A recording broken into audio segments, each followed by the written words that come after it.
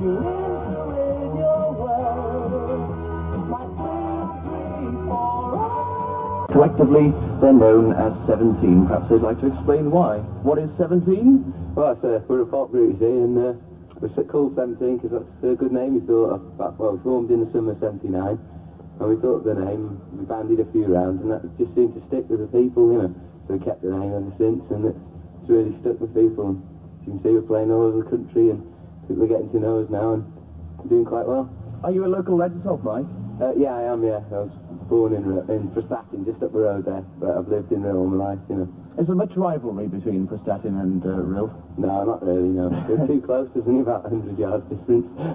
Right, what's the average age of the band? 20. And you've got a record on release at the moment, I see. We're going to hear it in a moment. It's called?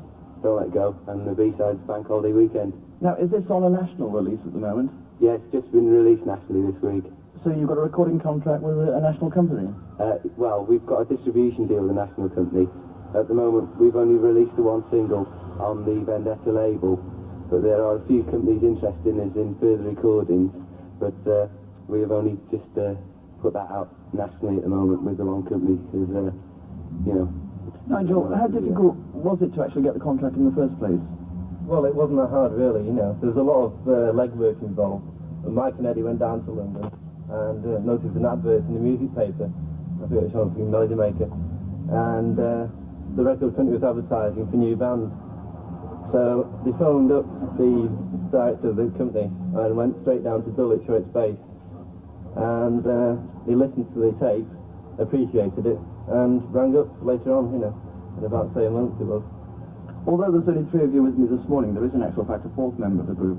Yeah, that's Dave, but at the moment he's taking his second mate certificate in Fleetwood Nautical College. And at the moment he's taking his exams, in fact today. Best of luck to him if he's listening this morning. I doubt it very much. Eddie, are you a professional or semi-professional? No, we're semi-professional. We hope to turn professional at the end of March when Dave leaves college. Then we're going to go a nationwide tour. Yeah.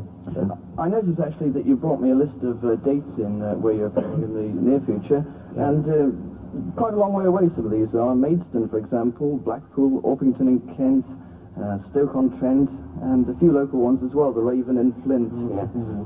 So how do you cope with it? How do you manage when you're playing, for example, somewhere like Orpington and coming back to work the next day? Well, we have about 5 drivers in the town, you know.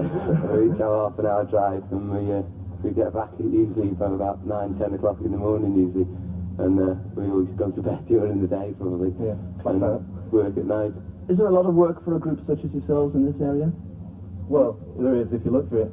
Yeah, that's true. If you look for the work, there is the work, but obviously sometimes it's hard to find. You've got to have a decent manager, you know, because a lot of managers won't talk to young people in groups because, you know, they'll always ask for more money than they're worth or something like that, you know. And of course, I should imagine it's a seasonal thing as well. You get loads of work in the summer. Well, mainly for the cabaret groups, really, there's the seasonal work. But for a group like ourselves, it is pretty well all year round. You know, there's always an audience there waiting for rock music. You know. Well, I believe the record's received very good reviews in the music press recently. Yeah. We're going to hear it now. Thanks for joining me this morning on the programme. Thanks. And the best of luck with your future recording career.